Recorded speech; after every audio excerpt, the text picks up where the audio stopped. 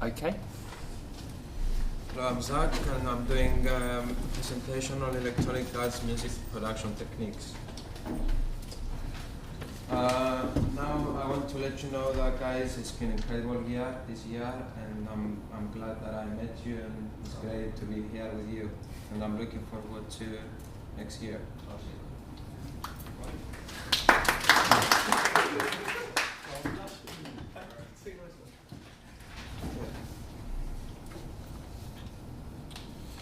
For me, it's one really important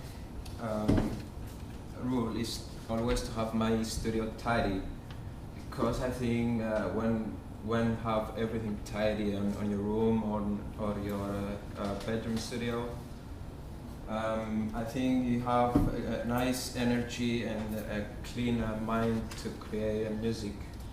So I really recommend to work in a really nice space. Also, to have your workspace, your computer tidy with folders and specific names means that you can navigate yourself in the future productions a lot easier. So let's start with snares and claps. Sometimes I think it works better for me when I have 2 or 3 snares playing at the same time on a different volume. And layering snares together, I notice that you can get a fatter sound. Once I have a good result out of it, I bounce it down and save that snare sound to a folder. Before I bounce it, I need to do some EQ just to tidy it up a bit. First, I cut below 80 and 100 Hz on a single snare. Snares are very tricky sometimes to cut or boost because they cover the same frequency spectrum with other instrument lights like licks, guitars, and pads. That means the 2 sounds will not sound good with each other, which lead to loss or moodiness. Once I'm happy with it, I will group the snares and then I will add compressors. Compressors help me to control the body of that particular sound if it's only needed. Sometimes I don't really need to compress snares because they do have that natural sound and give a nice vibe to the track and maybe that liveliness, which I really like. Adding other effects on the top make it even more interesting, or sometimes more heavier. A bit of distortion is a good idea. I believe distortion adds extra harmonics to that snare sound and make it more crispy. Always, reverb is good when it comes to dub music or even electronic music. Now I'm going to show you an example using snares, reverb in my music.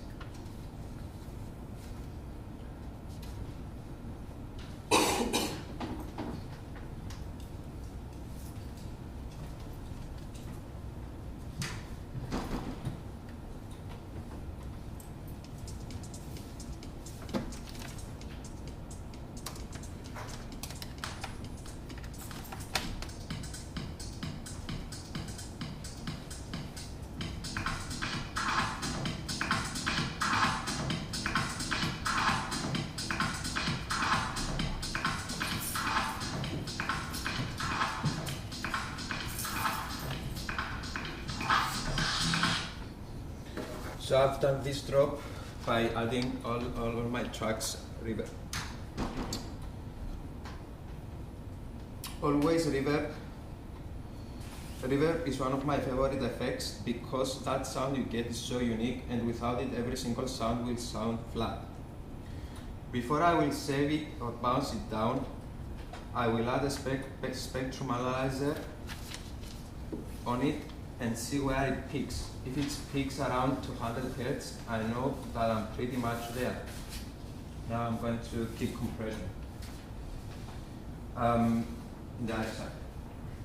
So, sidechain compression is generally used more in cheesy pop house music like Eric Pritch's Call on Me.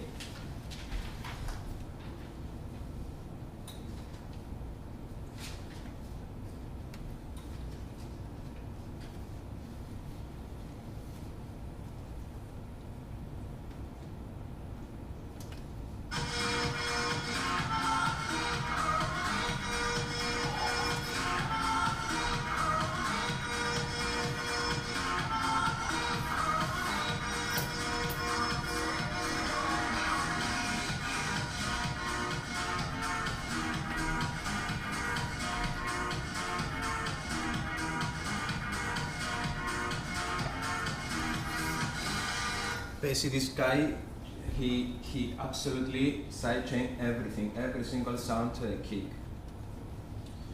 If I feel the need to emphasize a kick drum, I sidechain and group featuring my track's musical elements. This helped me the kicks punch through the mix of a fair bit more.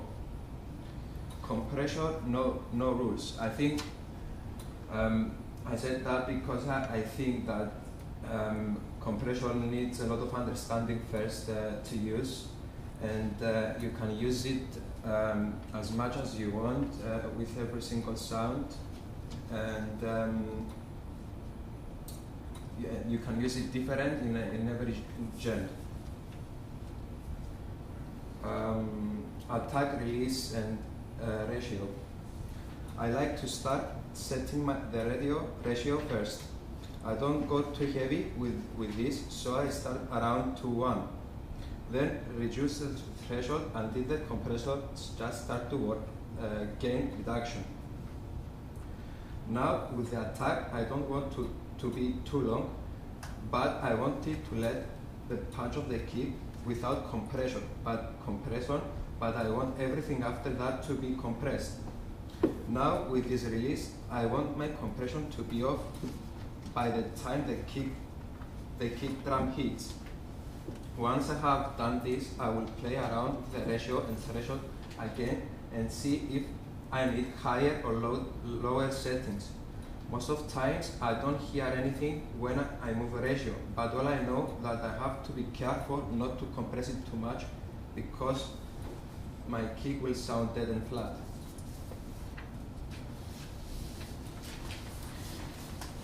Lots of times when, as Jolly said, I'm using some samples, buy samples or exchange samples from my friends, and they are over distorted, and without knowing it, I don't understand it until I put on the spectrum analyzer and see that it's picking up.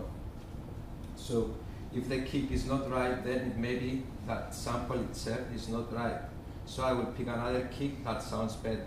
It's a lot easier doing this now than halfway through your song because saves time. Kick drum EQ. Let's start with the fundamentals of dance music.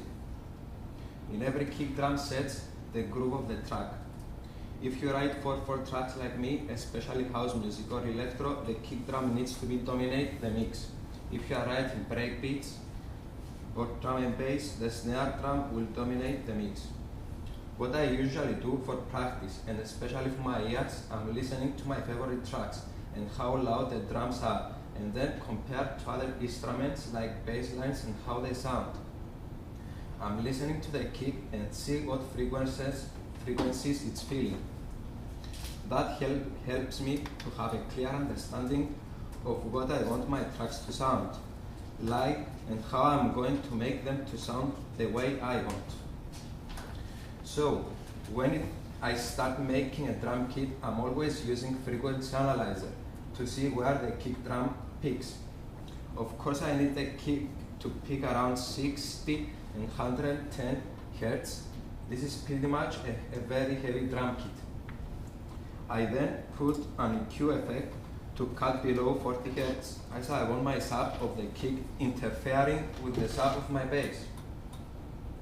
So sometimes to keep that good relation between my sub and the bass kick, and my sub kick and bass, I will have to boost the kick drum around 60 and 110 Hz.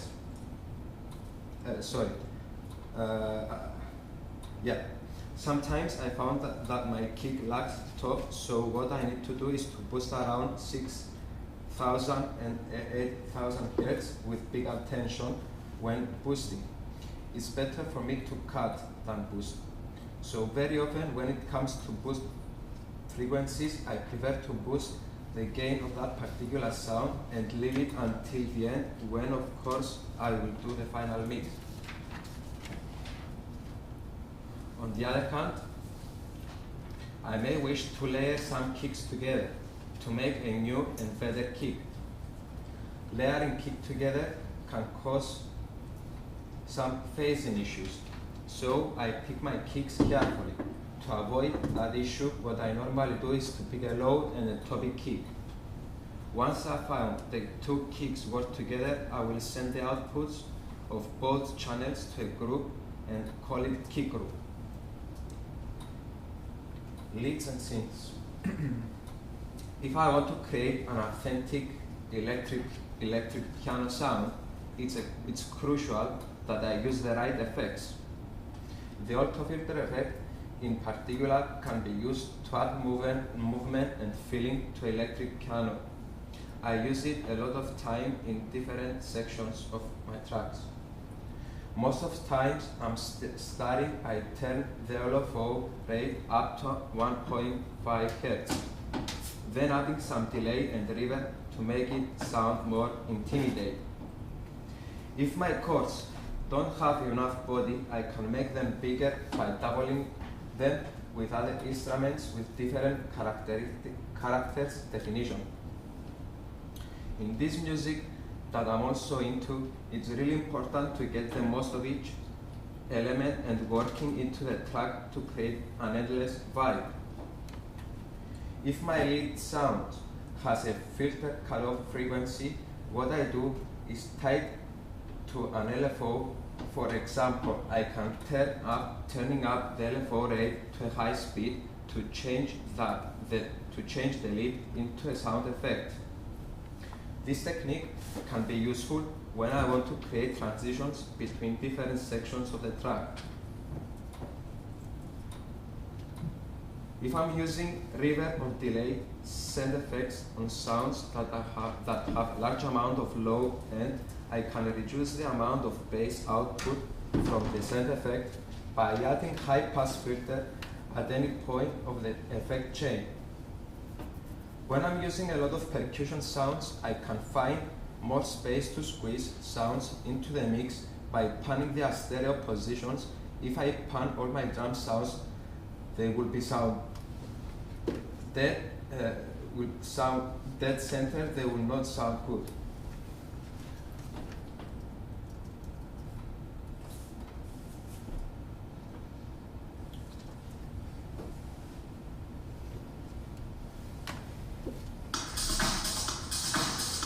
This track I've made, this actually, what you hear now is 3 snares together with percussion, different panning. So it's not stereo, it's not on stereo, it's on mono. It's very important in electronic music to produce sounds on mono rather than stereo.